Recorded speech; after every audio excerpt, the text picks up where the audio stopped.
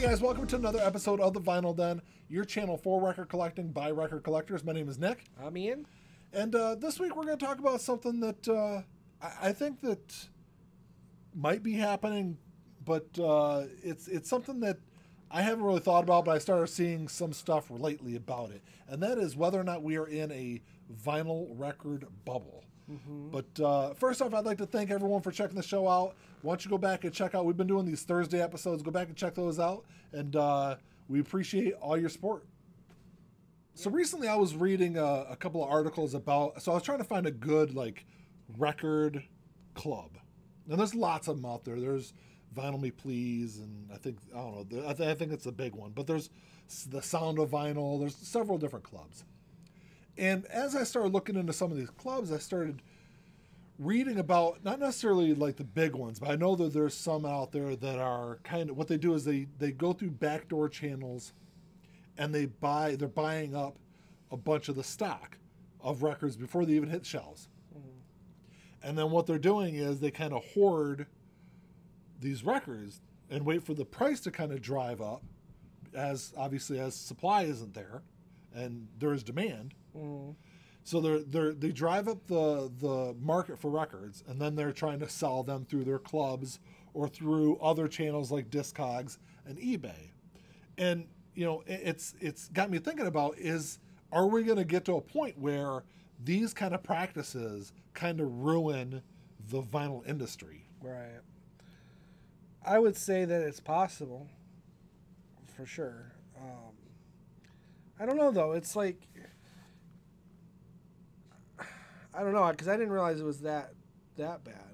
Yeah, so it's kind of along the same lines of what Columbia House and BMG were doing prior with, you know, they wouldn't necessarily like hoard music. No, but it's unseen strategies that they use. Like BMG, right. Columbia House, they're making money. They're able to offer 10 CDs for a penny because they're not paying artists royalties. Well, see, to me, that's like the reverse. That's devaluing the music, whereas this other thing is overinflating the value of the music. But it's still to make the profit. Right. You know, they're still manipulating the music, the physical music market to profit. And it's hurting record collectors. And stores, brick and mortar stores. Yeah. Because if you're overinflating or unnaturally inflating the cost of things, you're always going to have markets such as Amazon who's going to be able to sell things at a loss, whereas a brick and mortar store can't do that. So they can, if the price is too high and they know they've got this product, they can't sell it at this price, they can sell it at a loss and undercut a brick and mortar store, which ultimately is what could potentially hurt the record. Because honestly, to me, that's what's saving the record industry. Are the stores. Is the stores and vinyl. Yeah. Because for the first time in 10, 15 years, people are more interested in physical media over digital. Yeah. And that's not true in any other area. No. So it's almost stupid to do that kind of thing and risk damaging this market that's been created, naturally created. But I know, you get I know Urban Outfitters is a place, and I'm not sure if they do this practice or not. But I know Urban Outfitters is one of those stores that a lot of people first off don't know that they do exclusive releases, and a lot of the Urban Outfitters releases tend to be some of the more coveted releases of albums. So, I mean, and that's another kind of avenue that I think that businesses are able to kind of inflate pricing. Because if you've got, if you know that people come to your store, your website to buy these exclusive albums, you're able to charge more for them. Because if you got this, splatter that is really hot and people are really coveting this, you can charge, 10, 15, 20% more than the standard black version for that. Right. And I think that's where a lot of people, and I think that's where a lot of vinyl record purists, if you want to call them that, really try to stay with black vinyl. Well, that's kind of being done with most physical media. They do that with Blu-rays and stuff now too, where you'll have Best Buy will have an exclusive copy, Target will have an exclusive copy, Walmart will have an exclusive copy, and they're all different. Yeah. And who's going to go out and buy 3 different versions of something? Yeah. You know, and those exclusives are more expensive than your standard single disc or whatever.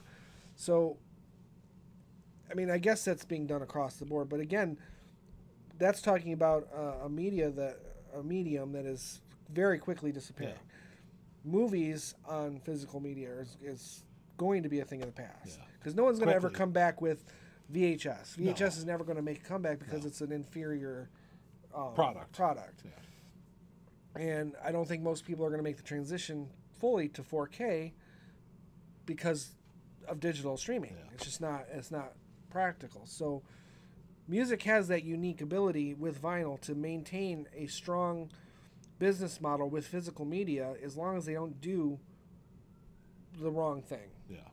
I know that I guess one of the other things that really got me thinking about this is Taylor Swift just released a new album. It's called Folklore. It's really popular right now. But it has 9 variants. 9 vinyl variants that she's selling, or she had for pre-sale through her website. Right.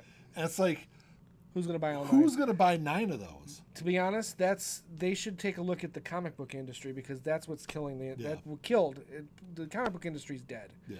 But part of what killed it is the fact that these companies would produce multiple variant covers. Mm-hmm.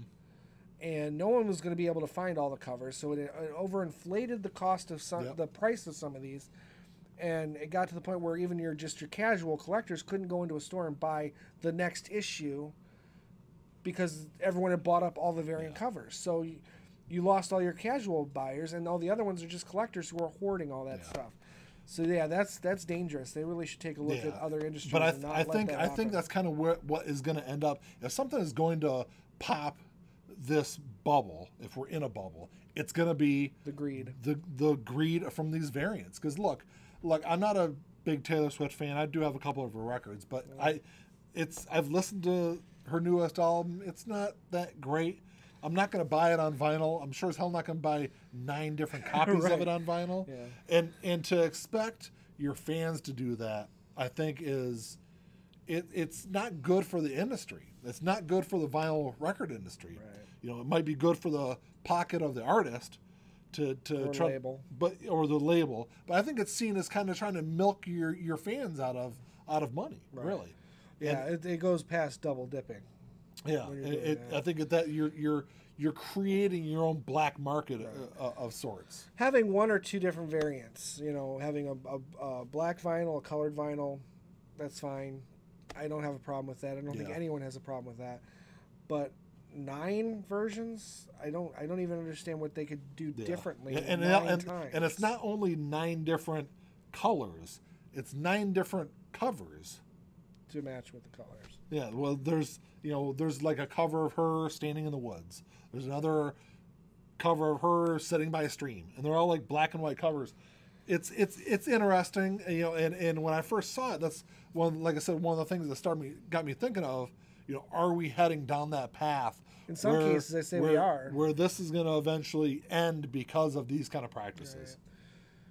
Right. I mean, I guess the argument could be made: the Beatles would be a better example. Why do they have 3 different repressings of the White Album? Yeah, because they have the 2012 Stereo Master, they have the 2014 Mono Remaster, and then the 50th anniversary box set, which is excessively expensive. So I mean, I guess in some degree they're all doing it, but everyone has an opportunity to buy a version of that's not super expensive. You can get the stereo or the mono for like $15-$20. Exactly. So, whereas with the Taylor Swift thing, no one's going to buy 9 versions. No one's it's just not going to happen. I'm sure there are people out there that will, but they shouldn't. Yeah, I just don't. I wouldn't recommend it. I don't even see how that's a good business model, in my opinion. But what do I know? I'm not a business person, so. But tell us down below what you think. Do you think we're kind of heading down that path of eventually this all kind of collapsing in on itself because of steps that not necessarily collectors are taking, but the way that the labels and the artists are trying to go about maybe almost taking advantage of record collectors and their fans. Yeah, I mean, to some degree, I think that's what it is. It's just taking advantage. Yeah. But drop us a comment down below. Let us know what you think. Thumbs up. Give us the old thumbs up. Hit that subscribe button. Hit that bell down below. And ding ding. Is that your? That's my That's my thing. I'm gonna say ding ding for the bell. All right, and that's all I got for this week, guys. Talk to y'all later. Keep on spinning. Peace.